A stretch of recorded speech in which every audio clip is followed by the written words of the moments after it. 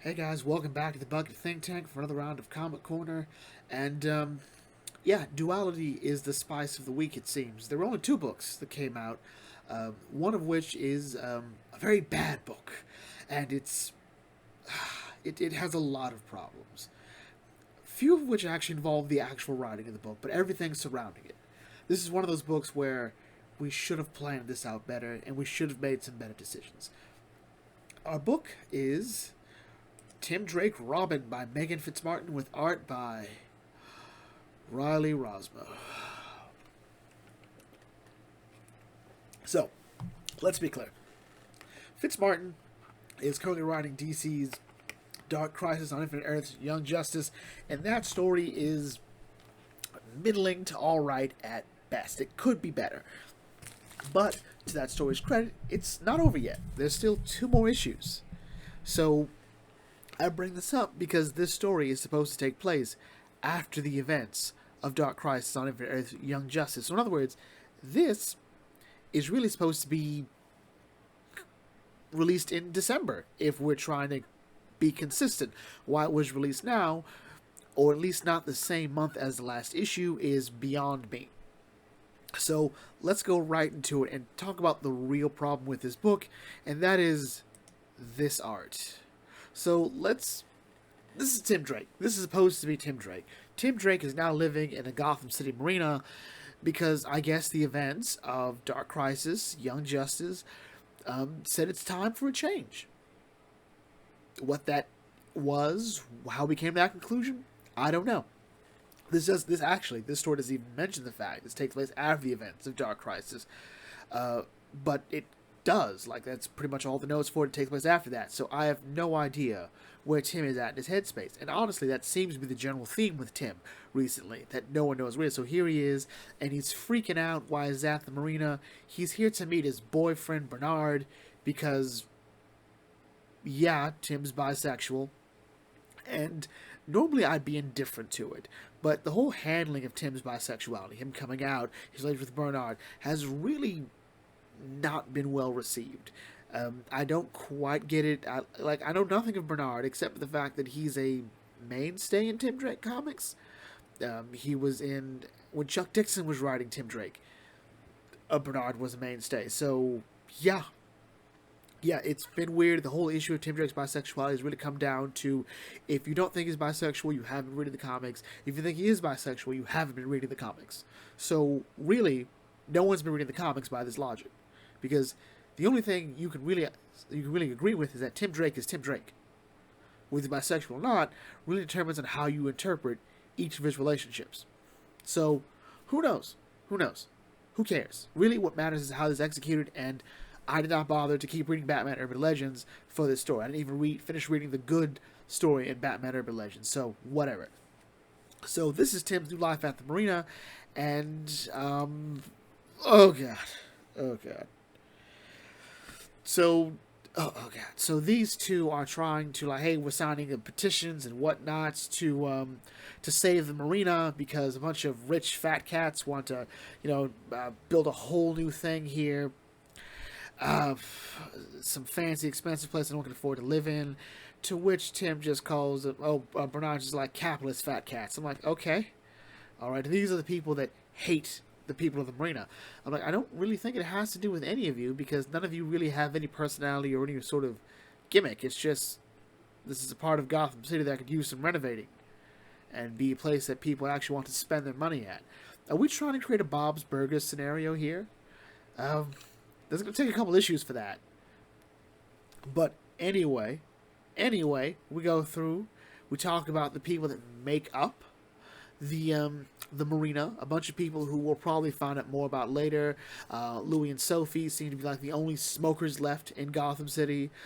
Tammy and Lauren are.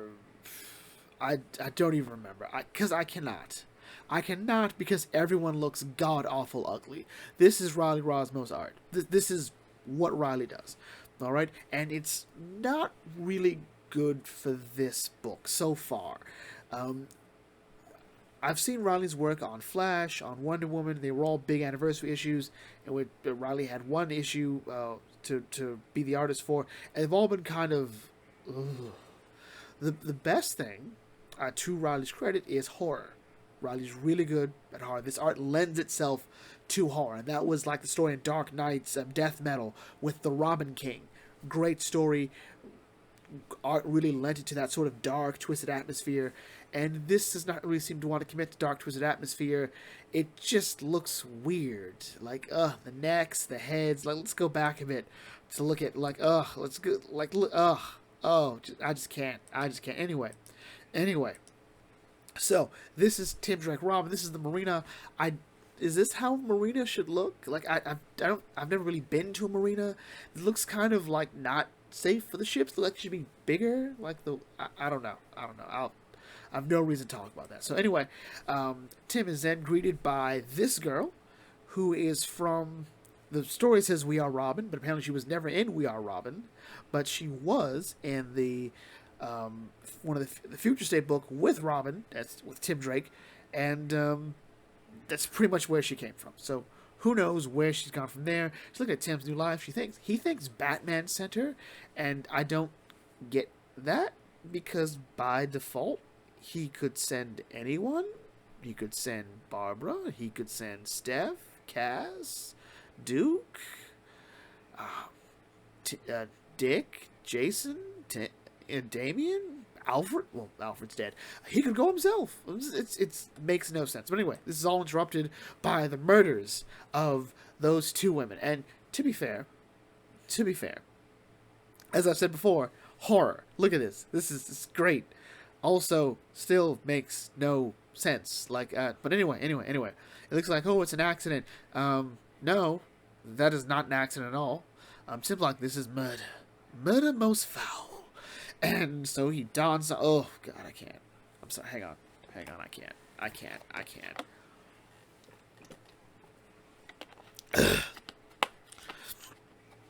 can't. Like, what is this? What is with that chin? Why does she look better? Like she look like she actually belongs. She is a better fit for Robin. Like, what's with these legs? Why is Tim all legs? Anyway. Who made the police made a very gay father joke when they called, and Tim's like, look, you can either accept my help or not. Either way, I'm going to be here. I'm going to do what I want. So Tim breaks down the evidence like, let's see, fingerprints, straight razor, coins, skeletons, but hair. I'm like, okay, so this story wants to be a detective story, which is great. Tim is often considered that someday he will be a better detective than Bruce. He is the detective of the Bat family when Batman's not there. So this is a great idea. But oh my God, this art. I can't. And I don't normally complain about art, but it's distracting.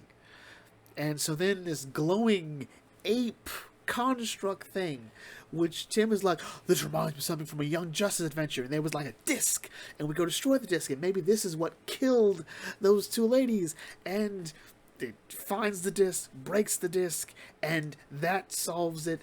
And apparently that solves the murder mystery, but he didn't solve it because he didn't find out who had the disc. So he gets a letter like, hey, clever work today until we meet, Tiny Gumshoe. I'm like, Tim, like, what is, I don't know. That's how the comic ends. So I do not remember really what happened in this story. All I know was that I couldn't keep off this terrible art. Look at this cover. This cover is great. This cover has a person who was not involved with this story. But the art for that is totally different from what's there. And that is not uncommon with comic books. Like, rarely the cover is also the same thing done by the actual artist who does the book, who does the actual story. Which leads to a bunch of variant schemes, which I personally don't like. Just find a really good cover and just stick with it. And like one variant. But whatever. So, this is a flawed story. It's a flawed story because not only is the art terrible, it is not suited to Riley Rosmo. This story is coming out too early. We don't have an understanding of Tim's headspace. This story doesn't lend as much to Tim's headspace. Why is he here? Did he leave that story in a bad... Did he leave Dark Crisis Young Justice in a bad spot? In a good spot? Where Tim is at, we just don't know. And if this story made in line like, hey, this is where I am after this, after that, I felt like there was a need for a change. even then, it still wouldn't make much sense because we don't know what happened. All right, the story doesn't even bother to like, hey, see me pages of Dark Crisis, Young Justice, issue what? Because this book comes out before that. So we've messed up this timeline, we've messed up the story, and this is a Batman book effectively. Tim is a member of the Bat family, he's a long-standing member of the Bat family, and people have been waiting for him to have his own book for a long time because it's been a long time since Tim Drake stood on his own. So it's a shame that this is what happens, that we've given... This isn't even fair to Fitzmartin. Why they said this book had to come out now, because unless it's a 3-4 issue book, that'll just be up, they'll just come out later. Like, hey, give it like 3-4 issues, and then when the whole line's relaunched, because DC's apparently doing another reboot, after this Dark Crisis story, what do we do then? We'll just flip it on the rug. So even then, we're finding out this story does not matter. And readers don't like a story that they're already being told doesn't matter. So yeah, overall, this is a pass. And thankfully, there is some gold in this story. There is something of merit coming, and that is in the face of Sean the Goat Murphy, who has apparently dropped the Gordon from his title, and for Batman Beyond White Knight. And I'm like, yes, finally, book 5. We've left the Jason story, which wasn't bad, but I was like, we didn't need to like stop the story, but maybe we did. It's a good setup to see where Jason is, but whatever. Here we are continuing the story. So here we are with some quality story, and so we pick up where we left off. Bruce is talking to Babs and like, hey, so what was that? Like, so revealing about Derek Powers and Warren McGinnis, and they sort of really compare notes as where they are. They know that Warren McGinnis was working on something with Derek Powers called The Project, which is a really, really stupid name.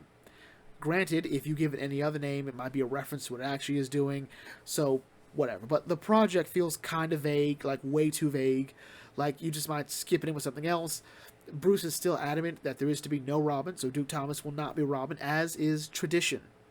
Alright, Duke Thomas was very on ground and said that he was not in this to be Robin. He was very clear about it in DC Rebirth, and he was very clear about it. Well, actually, yeah, he did not want to be Batman's Robin. And so he was like, yeah, he's not coming along, yeah, whatever, so we will handle this. Like, wait, who's we? Which is a little nod to the fact that, Joker's inside Bruce's head. And he's apparently more comfortable with saying it now, so whatever. So as it goes through, they infiltrate Powers Industries or Powers Incorporated, whatever. They break into Powers Lab, and it's pretty cool for the atmosphere. Jack is like fanboying again, and when he gets there, and looks up, the story about Warren McGinnis and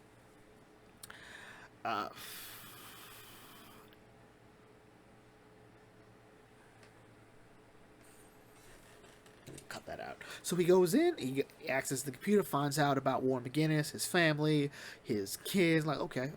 Nothing about The Project, because, well, if you're going to call it The Project, you really wouldn't have anything about that project. It might be under something else. But anyway. They're finding out about, hey, we're doing weapons to our military and selling them to our enemies. Like, Bruce is like, it's not that uncommon. It's a rich people thing. It's messed up, I know. But anyway, so they go in, and before they can find more, they're interrupted by Jackie. And we've been wondering where Jackie is. And Jackie is sort of drawing a line in the sand. Why she's working with Derek Powers is because she's found out about her dad. Namely that, not only was her dad the Joker, which she clearly already knew to some extent, but that her mom killed her dad.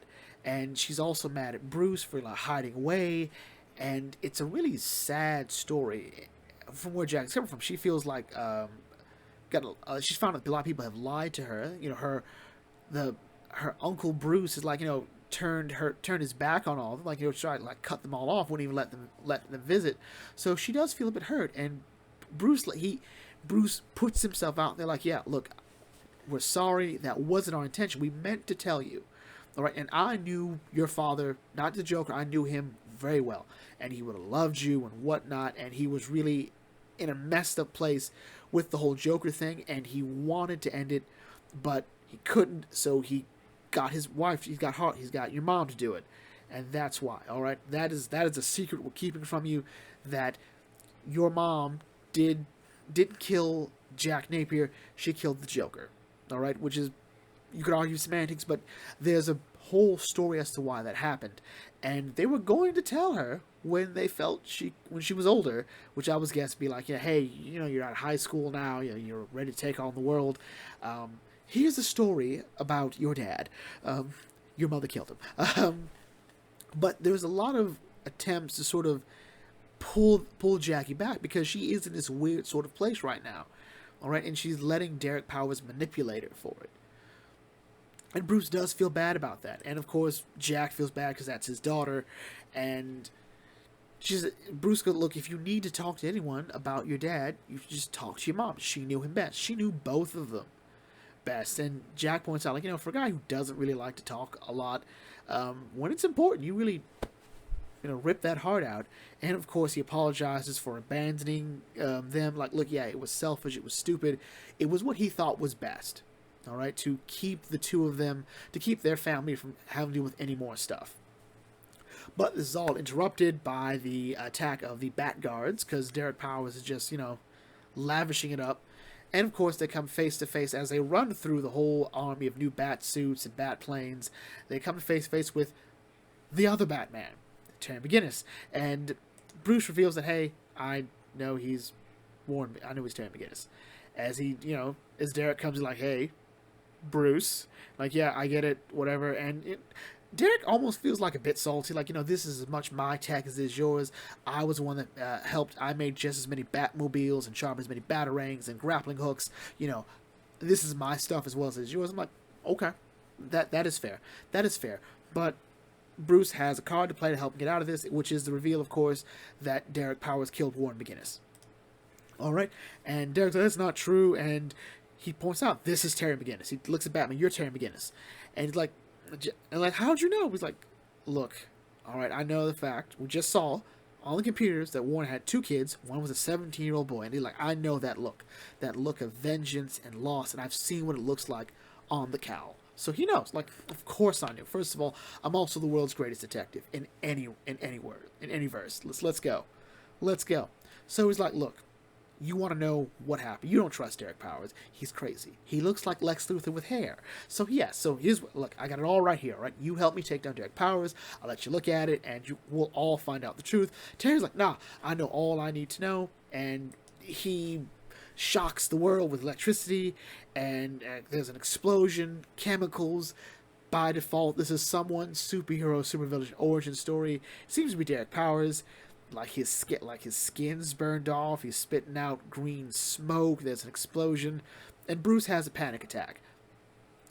As in the scuffle, Terry also grabs the USB drive, and Jack's like, "Look, I got a way to help you since you can't seem to calm down from your panic attack. So, deep breath. You won't like this." And they switch.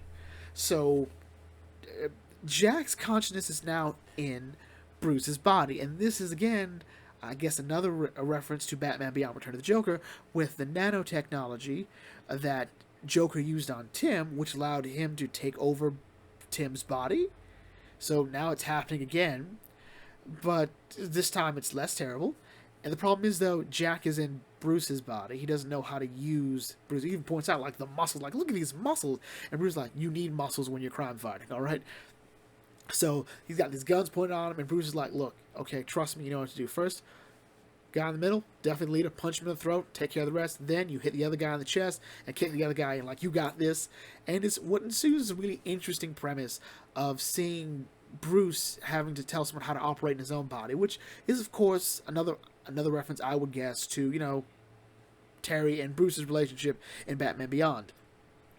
And even like making this jump through a chasm, which, everyone points out, why is there an endless chasm in this place? Like, why? And Jack is thinking, you make the jump, like, look, no, dude, you've done literally millions of squats over the years. You can make that jump, and it goes through. And he makes the jump. They get in a Batmobile, they drive out, and Jack's freaking out because one doesn't fly, but Bruce being Bruce, like, no, it's fine. The flying one's got us. The bat plane's got us. And so they have to find a place to hide. And little do they know that Dick Grayson is looking for them. He sees what looks to be them, but then he also gets the call about the attack at Powers Incorporated or whatever, and then apparently he also sees Red Hood, aka Jason. So this is gonna happen. This is gonna happen. It almost makes me feel like Under the Red Hood should have been a more interesting dynamic with Dick, Jason, and Batman there. But whatever.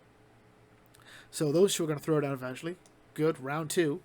And Bruce and Jack head to another hideout. This being Harley's place, which is weird. I think it's another hiding spot. What's really interesting is what we're actually seeing. So we, the readers, are seeing Jack Napier's face on Batman's body. That's really it. But the reflection is that of old Bruce Wayne. So what everyone else is seeing is old man Bruce Wayne. So they're trying to figure out what's going on, what they're doing, and Jack sort of lets it slip because now he's in Bruce's body. He has a chance to talk as Jack to Harley. So he kind of takes advantage of it, but he's still not quite sure what he wants to say. He does call her Putin, which throws everyone off. And Jack just sort of lets it out, how he likes the smell of her, how he just loves her, how she was this bright light that sometimes felt a bit blinding, but, she was that one bright light in his life that helped him get through, that helped him stay in Gotham City. And this often, from Harley's perspective, this is Bruce. This is Bruce. And so when he gets this long, drawn-out, beautiful confession as Bruce Wayne, Harley says, "I love you too, Bruce." And she points out that, I've loved you for longer than for a long time, and I didn't see it either. And she points out, I might have been that blinding light for you, but you saved me from the darkness. So these are two interesting points now, isn't it? Because from Jack's perspective, he's talking about how he met Harley, and how he, sort of like as his condition deteriorated, Harley was that one thing that kept him from holding on as long as he could. Harley kept Jack Napier alive. But this could also work for Bruce, because to some extent, Bruce and Harley have had that kind of relationship. That, he was always looking after her. There's a mention of one of the animated series episodes about a dress that Batman bought Harleen. And that's him not giving up on her and her light and saving her from the darkness. So they're both different characters talking to different people about their feelings. Harley thinks she's talking to Bruce, but she's talking to Jack. Jack thinks Jack is talking to Harley Quinn that hasn't fallen out of love with him, but has moved on. So yeah, it's a thing. They kiss, and presumably they did more. But this is where the comic ends. It's a beautiful ending of the Batman Harley Quinn silhouettes, kissing, which is a good number of people's OTP. I support it. Let's go. And that's how the comic ends. So Batman Beyond the White Knight was great. We had everything. We had cameos from Barbara Gordon, Duke Thomas to let you know, hey, we're still in this story. Nightwing and Red Hood are there. They're going to throw down at some point.